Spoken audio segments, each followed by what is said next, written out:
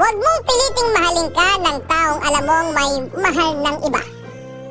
Tandaan mo, hindi ka pinanganak sa mundong ito para manglimos ng pagmamahal at maging pangalawa lang sa kanya. Meron kang opsyon. Ang palayain siya at humanap ng taong ikaw lang ang nag-iisang mamahalin. Ako masaya ka sa piling niya. Hindi ko na pipilit pa. Ang tanging hiling ko lang sa kanya. Ginagawa mo. No.